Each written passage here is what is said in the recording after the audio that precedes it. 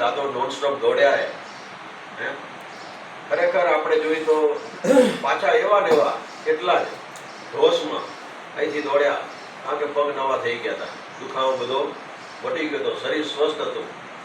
પણ કુદરતને કરવું છે તે આપણે એક આળસમાં કહી તો આળસમાં આપણી સાથે કીટ હોય નહીં છતાં પણ આળસમાં આપણે ડાયાબિટીસ માપી શકતા નથી. એટલે એ ડાયાબિટીસ ન પપાણું એમાં કુદરતને કરવું હશે એમાં પાછો નિમિત્ત હું જ બન્યો. કિશનના હકપણ બાબતમાં વિનુબેન ત્યારે અમને રામજી બાપુ ઓફ થઈ ગયા હતા કે ક્યાંક વાત આવી હતી તે કે પટેલ ઘરે આવું રહ્યું, કીધું ભલે આવો ઘરે. ઘરે આવતા હતા ત્યાં અમારા જ એ નાના સરખું એક ઉમરો છે એ નજર ચૂકી ગયા અને એ ઠેસ એ અંગૂઠામાં લાગી અને એ ઠેસે કામ વધારી અને એ કામ વધાર્યું એમાં ગેંગ્રીન થયું અને આજે આપણે જોઈ રહ્યા કે ખાટલે બેઠા બેઠા આજે ગામ આખાના ચક્કર મારેલા. ગામ આખાનું કોઈ પણ કામ થતું હોય ત્યાં આપણને વણમાગી સલાહ સાચી ત્યાં આપે અને જે ડાબુ ભરાતા હોય બીજું ત્રીજું કામ થતું હોય તો ખાસી વાર એમ નહીં કે આળસ રાખ્યા વગર ત્યાં કરીને ખાસી વાર ઊભા હોય. પણ એક આવો એક ભક્તિમય જીવન જીવવાવાળો એક પરિવાર અને એમાં એવા સાસુબાને પણ પગ બદલાવાના થયા. તેથી પણ કે તમે પટેલ હાલો તો તમને પટેલ હાલો તો જ ઓપરેશન કરાવો. તો એસવીપીમાં પણ આપણી જ ગાડી લઈ આવી માજીને અમે અને ઘરના બે જઈને જે 6-7 દિવસ રહેવું પડ્યું રહ્યા અને દાદીમાં પણ સ્વસ્થ થઈ ગયા, એના પણ ગુડાનું ઓપરેશન સક્સેસ થયું. એ રીતની સેવા આપણાથી જે થાય કરી પણ એમાં મુખ્ય ફાળો આપણા આઈલેસનો ગામની અંદર બધા એના મા કાર્ડ એ સમયે કઢાવ્યા અને એ કઢાવીને આપણે આપણા ગામે અનેક લાભ આ સરકારશ્રીને આપણે લીધા છે. બધા આ ઘર આપણે જોઈએ તો પાપા હોય ના હોય પણ આ ઘરમાં બધા જ આપણે બહાર ગયા પણ બાપાને બધા ઓળખતા હોય એટલે અહીંથી નીકળ્યા હોય કે દેસાઈપુરા એક જયંતિ બાપાનું ઘર છે તો માણસ આવે અને આવકારો મીઠો આપવો. તો આજે ઘરમાં એ માતાજી હતા તો આવનારાને આવો બેહો પાણી પીવો આ ત્રણેય વસ્તુ મફતમાં આની. ઘરમાં જેવો સમય હોય બાપુ ભલે હોય ના હોય પણ આવનાર કોઈ પણ અતિથિ સત્કાર કરવો એ આપણી મોટામાં મોટી ફરજ છે.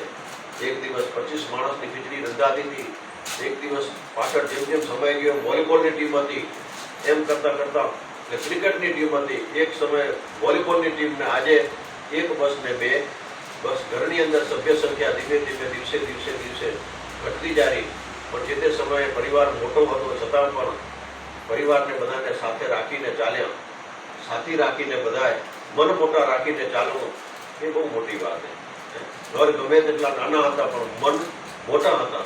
આજે ઘર મોટા થતા જાય પણ આપણા મન સંકુચિત થતા જાય.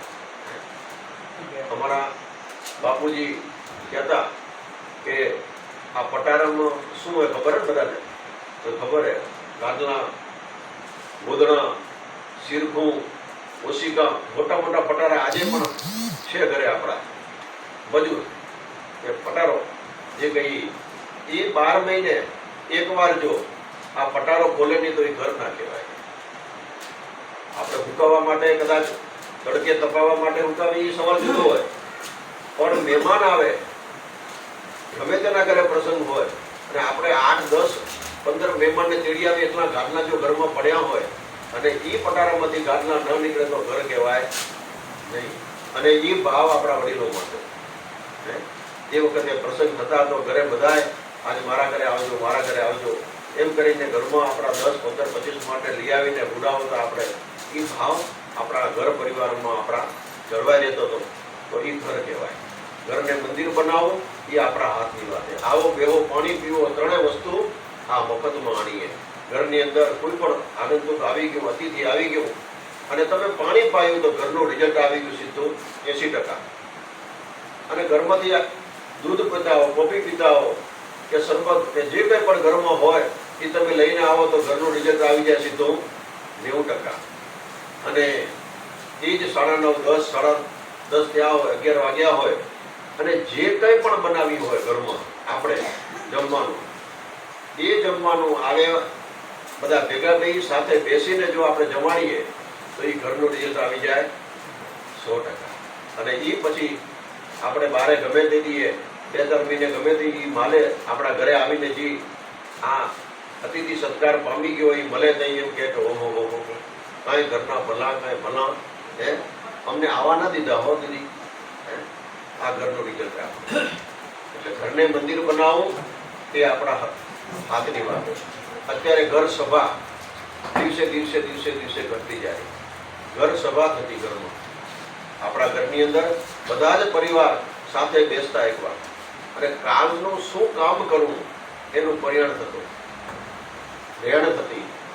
અને સવારમાં વહેલા એ કામ કરવા માટે વહેલા ભાઈ આપણા કરતા પણ વહેલા ગાડામાં બેસી જતા.